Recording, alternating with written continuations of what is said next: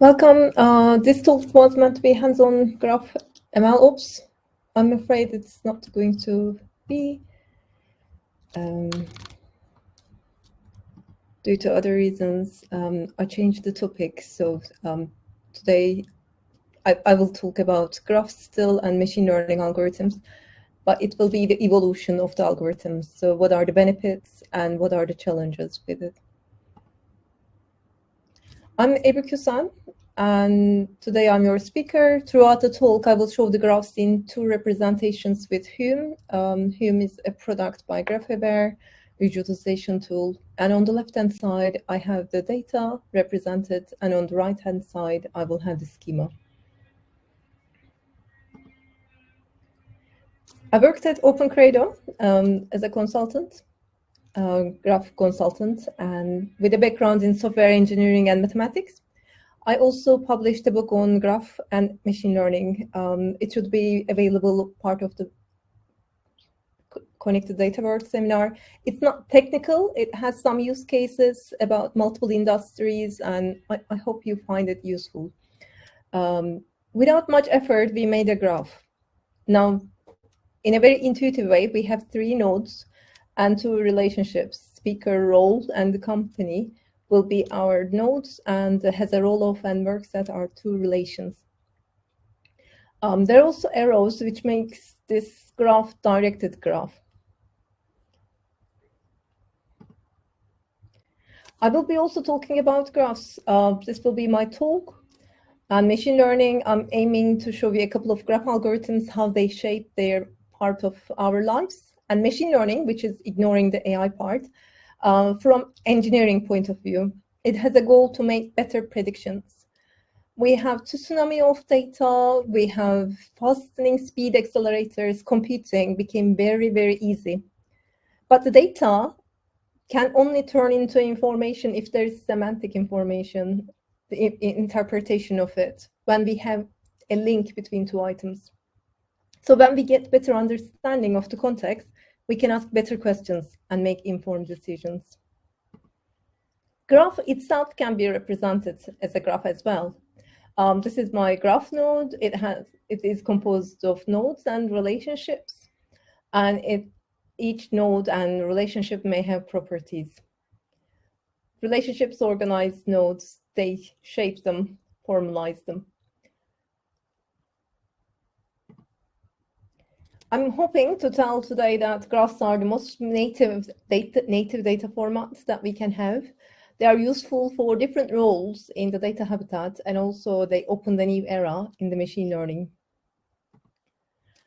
Don't take my word for granted. This is a slide deck from NVIDIA's CEO, Hansen Huang, in the GTC conference November this month, last month now. He suggested that graphs are the native format, the most natural data structure of today's world's data. The big data era introduced sequences like logs, audio files, and web-grade structures like images. But they don't help with the deep learning algorithms can do a degree. The CNNs and RNNs are helping this, but they can't represent graph data. So graph neural networks, which help us in multiple areas, which I will be talking today, eventually. From drug discovery to fraud detection, there are groundbreaking discoveries in multiple disciplines, and they are growing rapidly. Jensen's presentation introduced new improvements on chips to serve better algorithms to run faster. If you look at the history timeline, Euler apologies, started with this Königsberg Bridge problem that he wanted to model a challenge where he can find a path between the bridges. In 1878, the graph word was first time used to characterize chemical compounds in a purely mathematical terms. So he established, James Joseph Sylvester, he established a resemblance between the structures of the graphs and the individual chemical molecules. And then in 1943, neural nets was first mentioned. McCall Spitz's paper on the logical calculus of the ideas immanent in nervous activity was published about the neuron activities as neural properties based on a simple existence of the activation of one action to the other. And 1998, we have PageRank algorithm published by Google's founders, bringing order to the web. So it was a PageRank citation ranking algorithm they introduced and became the first search website existing. And then 1999, we have the Tim Berners-Lee. He had the dream of the web, where computers can be capable of analyzing all the data on the web, the content, the links, and the transactions between people and computers. The semantic web, it made it possible yet to emerge, but day-to-day, the trade, bureaucracy, and our daily lives will be handled by the machines, talking to machines. He was dreaming about the intelligence agents that finally will materialize. And then we came to the 2005, Gori, and then 2009, Scarza, others, introduced the graph neural networks first time. In 2010, we have Facebook's anti-graph. They published the paper or the website blog post under the hood, the entities graph, and they talked about how they shape, remodel Facebook's pages and data sets, implementing graph architecture. Also, DeepMind was founded in 2010. And as the dates, the years come closer to date, every year there's a new big invention. 2012 is a big one too. Google's knowledge graph was introduced, and they introduced things, not strings, making the words are not enough. We need objects, like things to build, and the graph is the perfect fit for this. And then Yahoo's knowledge graph was published 1 year after. Then I put the last one as the GCN CUBE's graph convolutional network, but there are so many other. 2016, it's actually increasing tremendously that every month or every other, there's a new published article. What kind of articles? Actually, when I search, this is dimensions.ai website. They count all the record all the publications, data sets, grants, patents, clinical trials. They have graph and network exponentially increased within the last decade. There are 1.4 million citations and 98,000 publications. I also did the graph neural network specifically. It's a bit smaller than that one.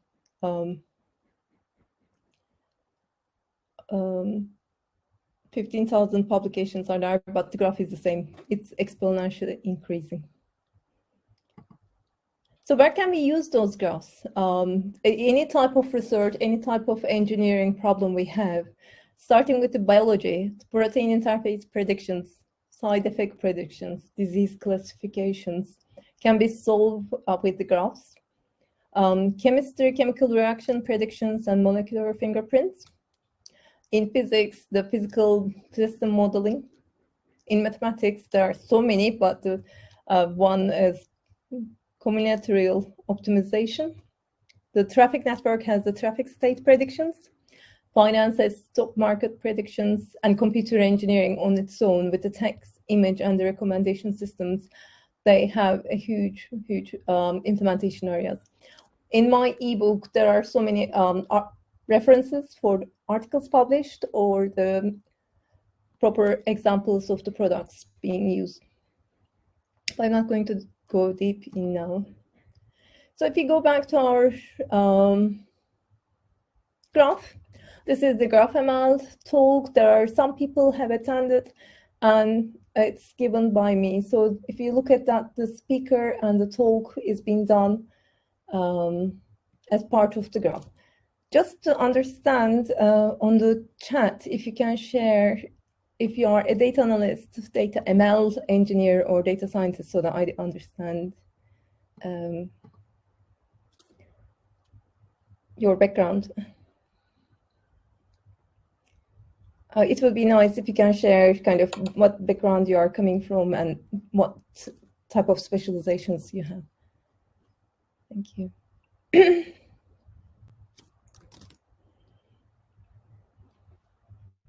Thank you, Marcus.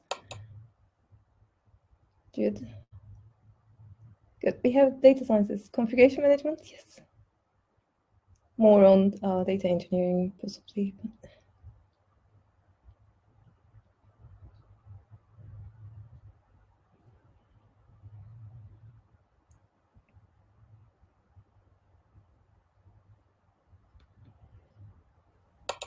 Software engineering.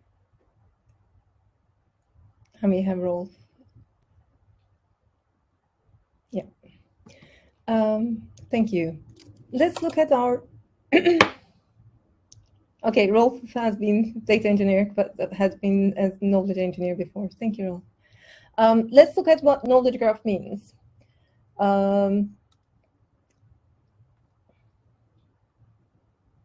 Yep, back on our one.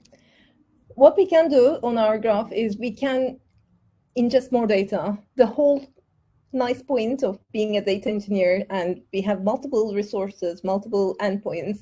Every time there's a new ingestion data source, we have to build a new platform to be able to modify the format, understand how it's going to be processed, which endpoints it's going to be published to, how it's going to be batch format or streaming format.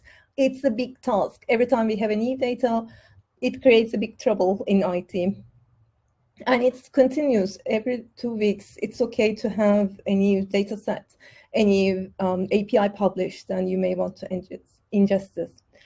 With traditional ones, it's quite tricky because you have to build up a whole system ground up. Even it's adding a new column to the relational database. Sometimes columns may require a new field, and you have to think about what the previous values are. Am I going to fill them as null values? What's the default value going to be? How it's going to be appended, joined? Am I going to create a new table? How I'm going to join them? It's a big kind of project on its own. And unluckily or luckily, we've been part of this before, I guess. With the graphs, we don't need to do that because the graph representation, the nodes carries its data itself. If I want to, this is, for example, Messi as one of the guests.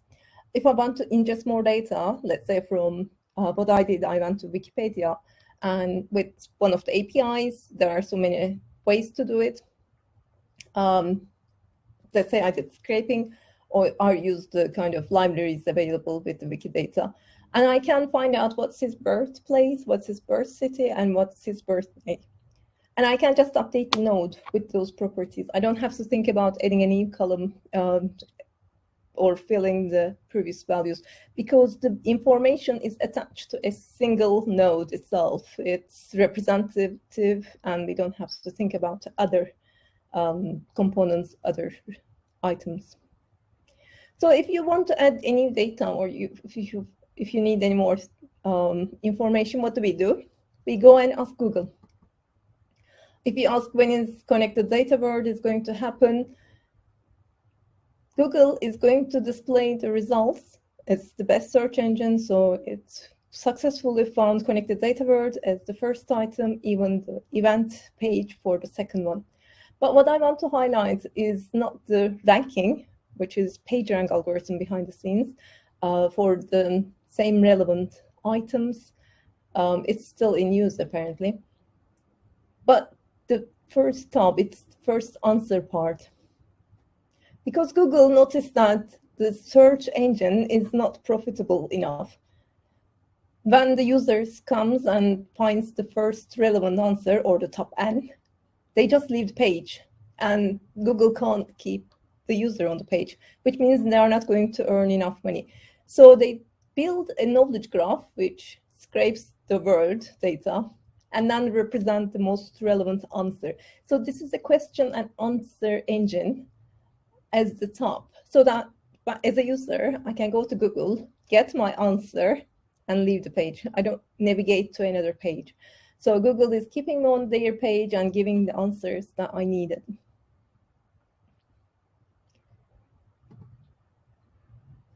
So how do we build a knowledge graph? It's yes, I suggested that we can crawl, scrape the web, but also if we are working with,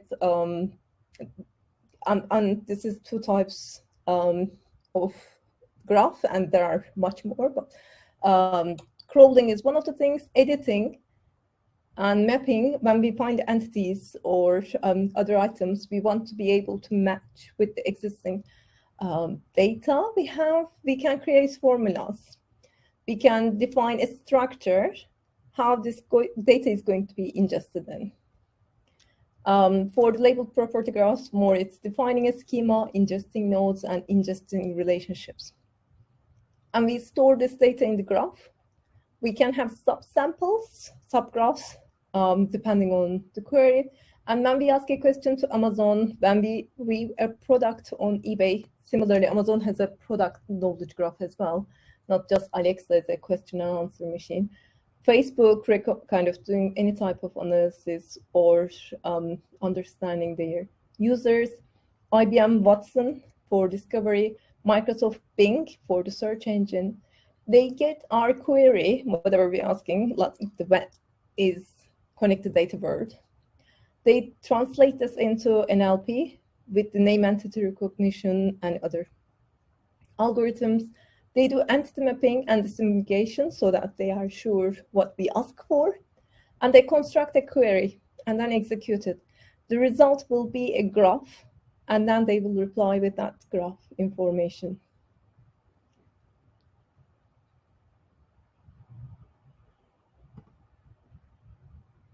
Some examples, we suggested on eBay doing product recommendation. They look at the node and link similarity as well as the text, semantic text associated with it.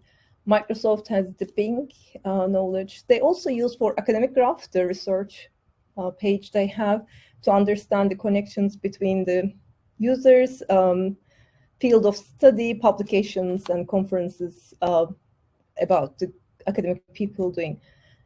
LinkedIn Graph, as much of we use, they have about 590 million members and 30 million companies that they try to connect. There are also other real kind of industries using like the GSK and Bloomberg. They are building their own knowledge graphs. What's next? Okay, we have a knowledge graph. We understand what our data looks like. Semantically, we can interpret, query. It helps, great. But there is one thing, next step, which is somehow dream still, but will be happening soon, hopefully. Word avatar, so digital twin. We want to have a real-time system with multiple domain ontologies, understanding. And this is Word Avatar being implemented, part of the Cambridge Center for Advanced Research and Education in Singapore. They started with an island, and then they built this real-time system in 2013, so it's 8 years back. And what it's doing is active agents actually at real-time updating the values. This is either the carbon dioxide emission or other type of real-time systems to understand what the digital bird in real time is looking like. There are great initiatives that they want to implement this in UK and other companies. Germany is another one. So the base word in this base word describes the current state, where we are, what we are doing, and the parallel words will show that how the what if changes to the baseline scenarios. An example of this, as I said, Singapore has been implemented this. There are extensions on other countries in progress. Jurong Island is the island that this was originally implemented. They have the power plants, biodiesel plants, electrical networks. They have all the data available.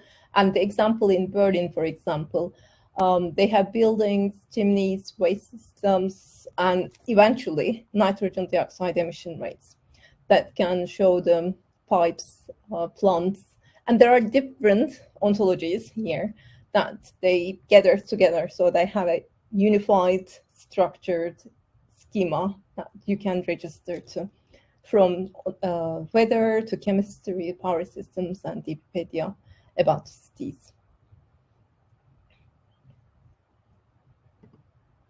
So let's look at what the algorithms kind of look like. On kind of, I don't know if anyone uses Cypher. There's kind of connected data world. Attendees are either coming from the RDF world or the LPG world. I'm not quite sure where you are coming from. But I will have my examples in LPG, standard Cypher, which is inspired by OpenCypher. It's very easy to write, similar to SQL query. And P is form a path. I want to have a talk. Find the talks given by speaker. And if I say that the name is Jeffrey, and and surname is Hinton, I want to return the path. So give me all the members of this path that I can walk through. And it will return the awesome data science is another talk given by Geoffrey Hinton. It's very intuitive. It's very similar to select var statement and return. I mean, we have return extra. It's part of the select statement for the standard SQL. But how we kind of label a node with T so that I can reuse later on. And S is the example here. I can have the S. And R is the relationship. So I can also give a label to the relationship, and I can query that relationship as well. That relationship can have weight. I can tell what weight it has to filter or to update, modify the value of the relationship as well. In this scenario, it's not weighted, so it's unweighted graph, but it's directed. It has a source and the endpoint, so that's why my graph query had that arrow. Another one, similar, but this time I want to find the guest attend this talk. So awesome data science is the one, and every member can be displayed by simply referring to the, and this should be, yeah, this is wrong. We will do demo. I'll kind of rewrite those ones. That's definitely copy paste. In this scenario, I wanted to have the talk title is awesome data science. And I will do one more level. I know Jeffrey has given the talk awesome data science. And how do I relate from Jeffrey to the all guests? I will write the whole path. So it's starting from the speaker, is given by talk, and talk is attended by the guest. So guests find the speakers, find their talks, and find the guests attended to that. And I'm just looking at for one node, speaker named Geoffrey and surname is Hinton.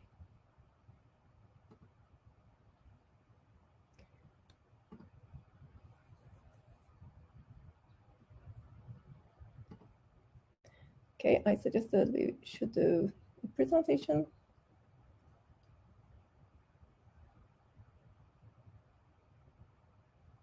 This is Hume, the kind of visualization tool I'm going to use. Speakers, and it has schema kind of defining what the eye should look like. The visualization first shows the schema, but if I double click, it will give me all the speakers. So with myself, there are other 3 speakers, and we are not interested in those ones. I just want to have the Geoffrey Hinton. Here, I can have, I mean, it's part of the tool, to be fair. I can have actions. So the first one, we suggested find the talks by speaker. It's find the talk is given by the speaker. Part of the query, it says find the nodes that I have selected. It's a bit more complicated than what I said, but it will find the speaker I selected, and then it will give me the talks it's given. So find the talks by the speaker. He has given one. And the next one is find the guests of the speaker. This time, similarly, whole path from speaker given by to the talk to the guest. So I have 2 hops from the speaker to the guest, and just select the one speaker that I have selected. So S will be my speaker. Let's get rid of this.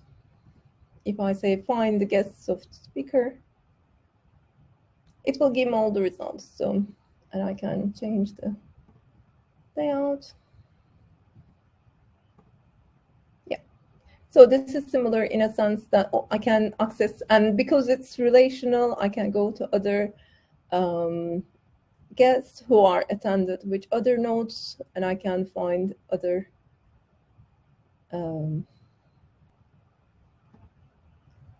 speakers.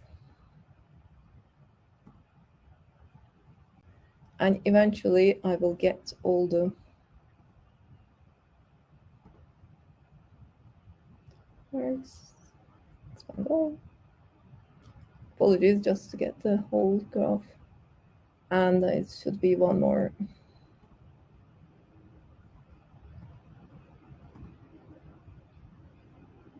Yeah, this was the football data analysis. So we have someone from German team representing. And now this should be all my graph if I do. Yeah, there are 4 talks, kind of AI for authors, awesome data science, GraphML, and football data analysis. That kind of on the conference, apparently different people, different opinions and perspectives that we can find why this is useful, to find the similarities, to understand the connections, and to find out for any recommendation engine or clustering algorithm that we can find out who are related.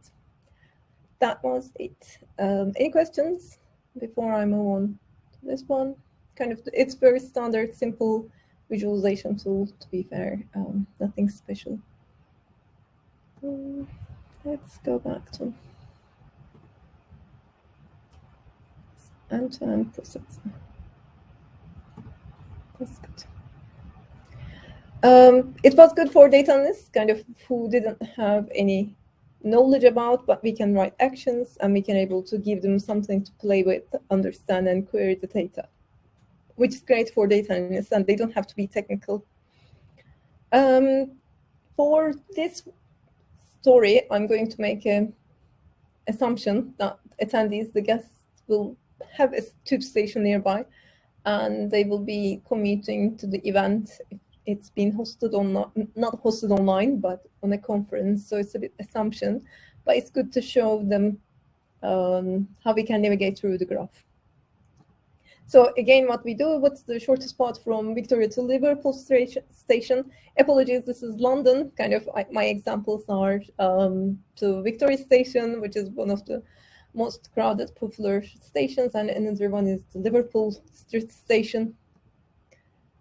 When I ask the similar question about from Victoria to Liverpool Street Station, bring me the shortest path. And this is my model. It doesn't have to be perfectly correct. It is not actually, because I haven't put the buffer to change the platform or to change the line. From Victoria to James Park, the badges show the minutes. So this is like 2 minutes with Circle Line, 2 minutes with District Line, and then you can change the Jubilee Line and go through the city, and a Central Line with kind of with the minimum. This is what Google Maps is using. Google Maps behind the scenes, when I want to navigate from one road to the other, it doesn't have to be train stations, because cars and congestions and the traffic network, the road network, is already a good use case to use the graphs. There are so many other inherently graph structures, telephone network. If we are using telephone, the mobile network to transmit the calls and the messages routed through the provider's network. Internet packing routing is also done. So if any congestion happens one of the stations, then they need to find an alternative route. So they need to find all the available paths and then compute what's the alternative shortest path. And also manufacturing as a good example, kind of, and how the production systems factories do. This is one of the Science Direct articles published, how the oil drilling. It's very specific, domain specific, and these are called actually domain knowledge graphs. So they are specific to their implementation. Oil drilling rig is, for example, part of a tubing string. Tubing string is an equipment. Also, pump is an equipment. Oil drilling rig can have behaviors. It has an oil production function. It has some constraints for the oil exploration environment and can be located, associated with the oil well in an oil field. So this was the subgraph of the submodel of the whole big model. You can go to the website to see more if you are interested in, or kind of to see what they have done. More human brain is also graph. It's neurons. It's, as I suggested, it's 1943 first up.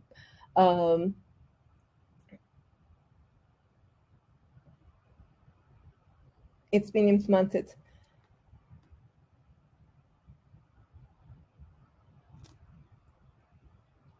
Neurons, actually human neurons, axons transmitting one node to the other, is also an inspiration for the neural networks, right? Why we have neural networks? Because they look like neurals. They look like our brain, how they transmit one knowledge, one message to the other through axons. Neural nets are networks. They are graph. They have graph structure. And all deep learning algorithms, all the kind of deepest machine learning algorithm data scientists are actually right now trying to get best with the graph structures. So let's look at what this graph neural network looks like, how kind of we are going to deal with.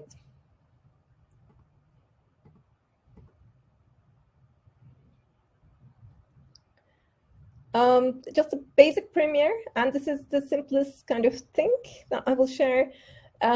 Machine learning, we have some data scientists already in the audience, so apologies for that if it's too basic, but just a couple of minutes to step up everyone to the same place. For machine learning, what we are trying to achieve is we are trying to have some outputs, which is most of the time the training data. We run a model, we make a prediction, and we want to get an output.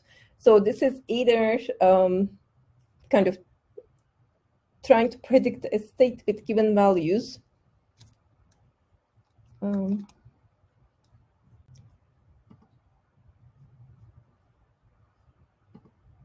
Making it a bit simpler.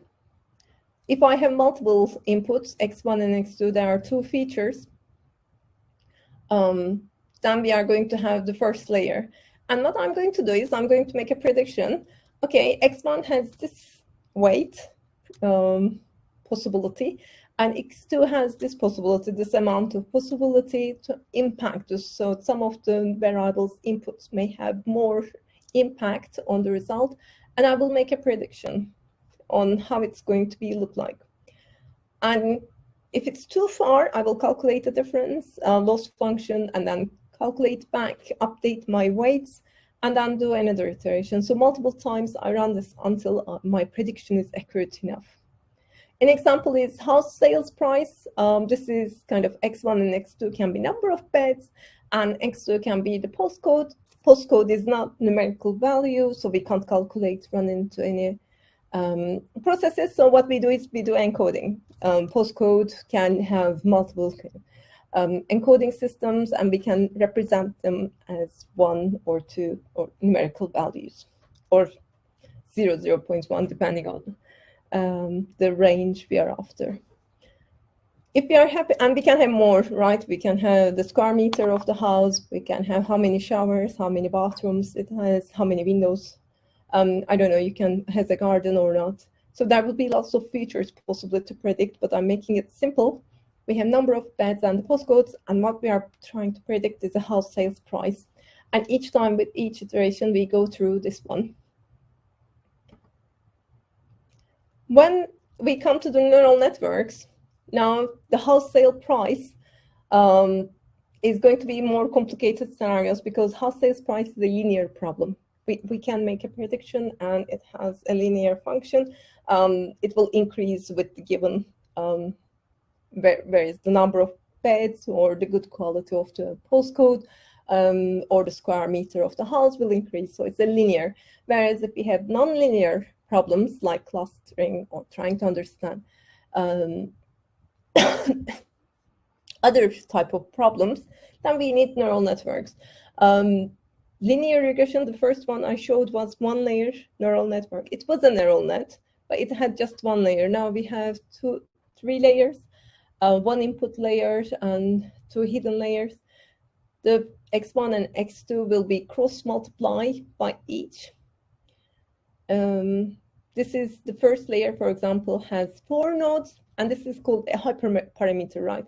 We can define how many nodes we want per layer, and each one will be cross-calculated, and we will have first with the initial random assignment, we will get an understanding of how far we are off. x1 and x2 are my inputs, and each layer will be multiplied by those weights, the wi, w1, x1, w2, x2, and b is here for the bias, because we may have a small kind of prediction bias. And then when we calculate, if we find the loss function is kind of the output is too far off, we go backwards, we recalculate, reassess them. A here is for activation function. Because of non-linearity, we have multiple sigmoid tanh, and other activation functions to make it, to convolute, to make them in between 0 and 1, or kind of -1, +1, to get the output in a range rather than a linear function. But the graphs has a trouble, because my input layer is not x1, x2. I can't do the proper value. My layers, first layers, or multiple layers are going to be subsamples, kind of subgraphs. And the output will possibly look like a graph as well. So what do I do to make this representable in number format? First, the graph structure. We find our graph structure, define the size and the shape, and we decide what the sampling model we are going to have. So this is the sampling model, but before that we define the loss function. We first find out what's trouble, what you are going to find. Are you going to find a node level, edge level, or graph level loss function? Which means, are we comparing nodes? Are we trying to find if this was a representation of house rooms? Are we going to look at the rooms? If it's edge, are we doing link prediction? If it's graph level comparison, are we trying to compare input graph, the output graph, the predicted graph? And a good example is, for example, chemical compounds. You want the output to be a compound, and you want to compare with the other chemical compound, how similar they are, how far off I am when we run the predictions and kind of calculations. When we are happy, what we are after, what's our loss function looks like, then we split our training and we split our data to sampling. We will put our negative sampling and positive sampling, depending on which samples of the data can be a positive result and a negative result. We will run convolutions. This is the multiple layer convolution network. And we can do pooling, like finding the aggregation, assigning the aggregation, like finding the maximum, minimum, or concatenation of the nodes between them. So it's a simple version of how we enable those layers.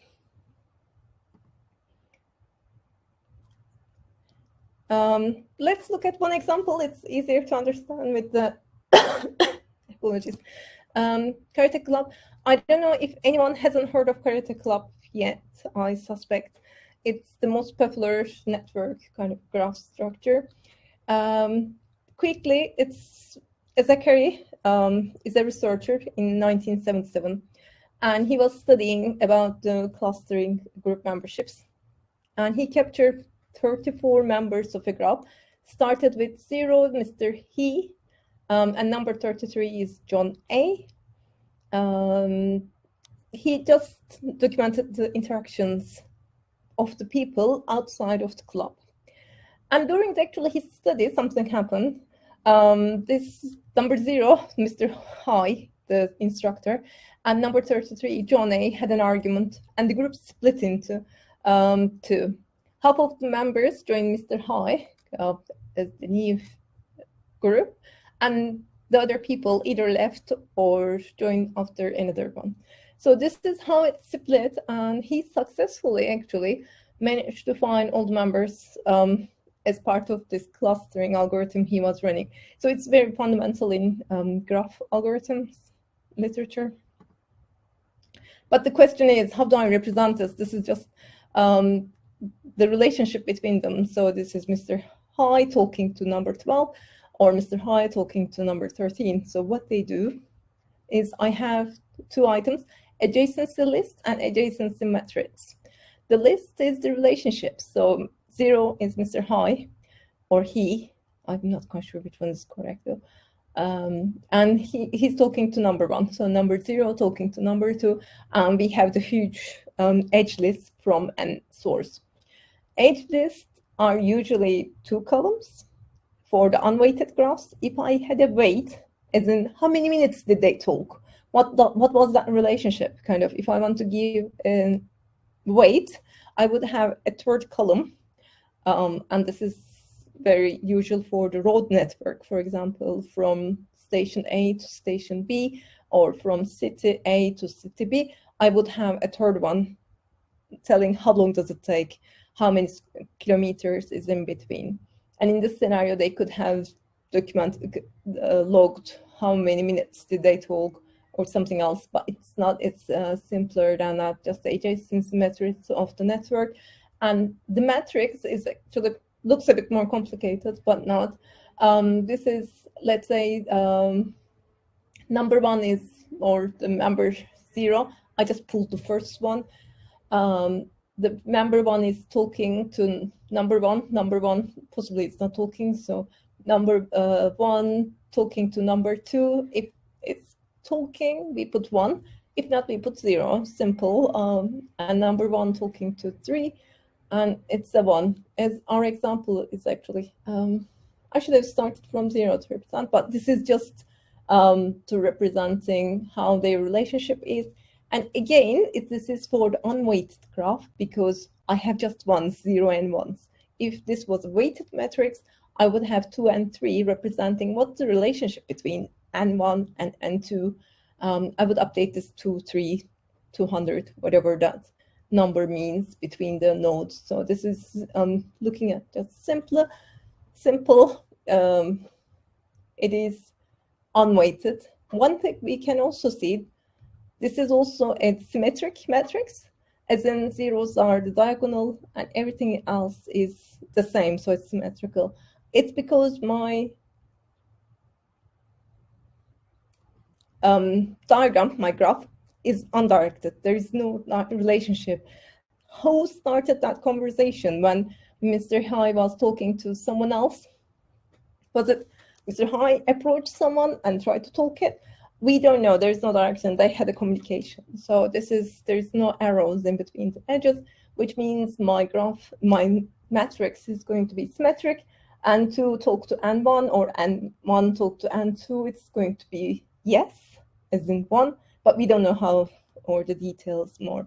So it's just one adjacency matrix.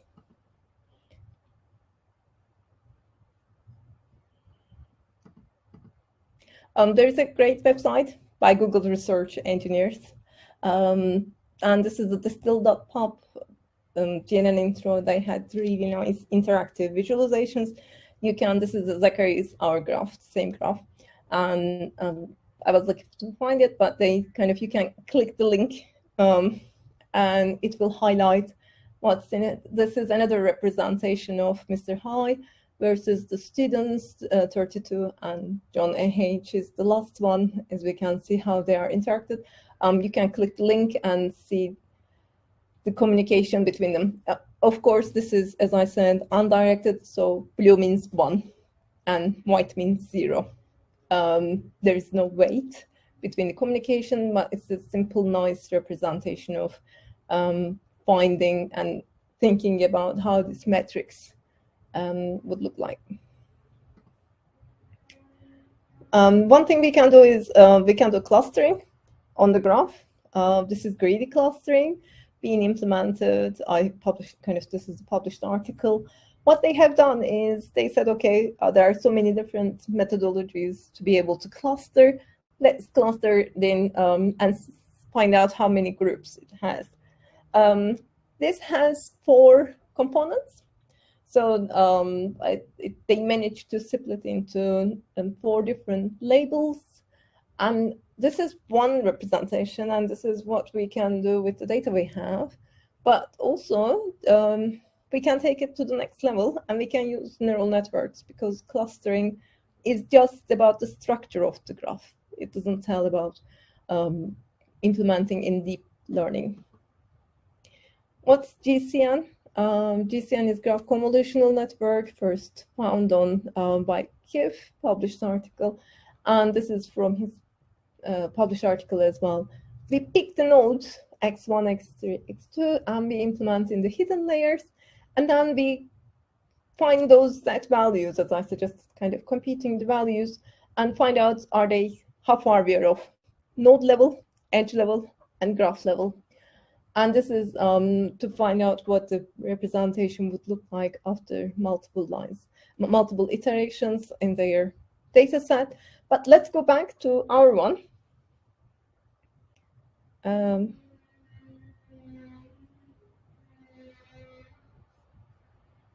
This is the GCN implemented. I did run multiple times. Let me.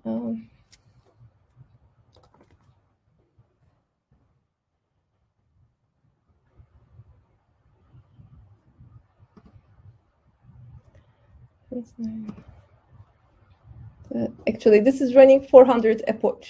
It started with 1.2, and each time we do apply a layer. This is 4 layers implemented, and after 400 of times iteration, it finds how many how it's split. Our 4 components, the clustering result set, is ended up with this.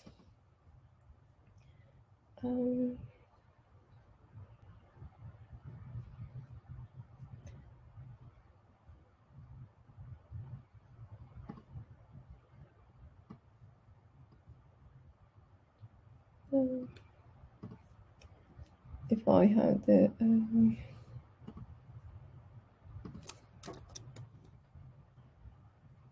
okay, I can't type that. If you go find the next. Sorry, I wanted to show the live version, but it's not going to happen. What else we can do? We can kind of calculate the loss function. We suggested edge level. The Z function we are taking was taking just the H1. So if we want to find out what's the result or the difference between my nodes, I need to take the node itself into interpretation. If I want to take a link prediction, then I need the source and target. So my Z function will be a formula within the HI, HA, and IJA, with the edge is the E, node is the H. And also it could be whole graphs, so that it means I have to take all the nodes, H1 to H6. All of them represent, and as we said, kind of like the chemical compounds or other differences we want to compare with.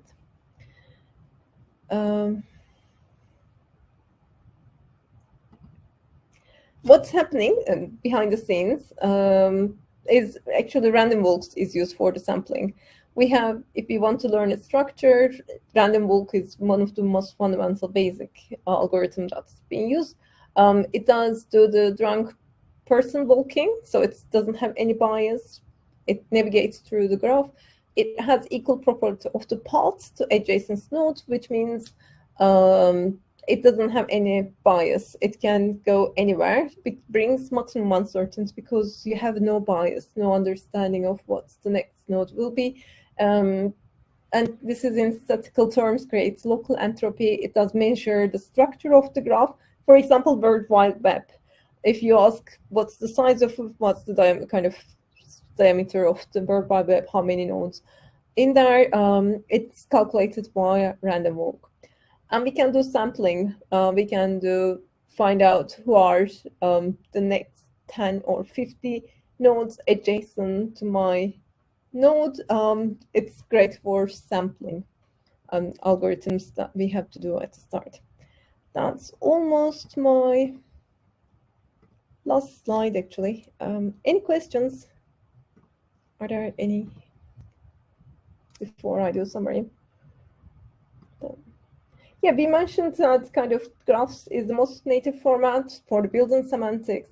It's easy to construct one, although for RDF it may be a bit tricky because you have to go through the schema and very structured schema you have to build into. LPG is a bit easy. It created a new era in machine learning, so there are so many things happening within machine learning algorithms, and also it's very useful for all the roles, end-to-end process. We may have data analysts easily navigate. They don't have to know SQL. They can just use the visualization tools. Data engineers can ingest the data. They don't kind of append the data. They don't have to create a new column, create a new dimension in their cubes, or create a new environment kind of to be able to pipeline into the existing data lake or lake house, whatever they have. And it's very useful for the data scientists as well, because they can now look at semantics, the node adjacent information, and calculate them when they represent the value, not just the node itself, but also everything from the neighbor nodes. That was my last slide. Any questions? Thank you for listening.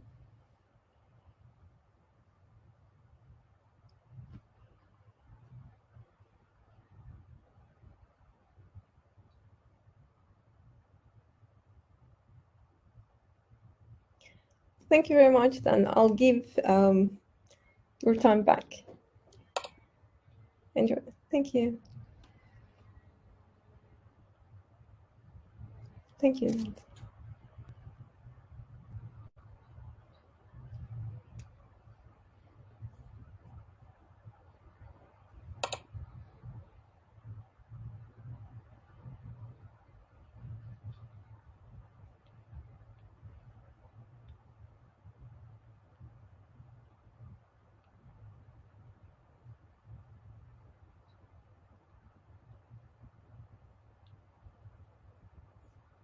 Thank you.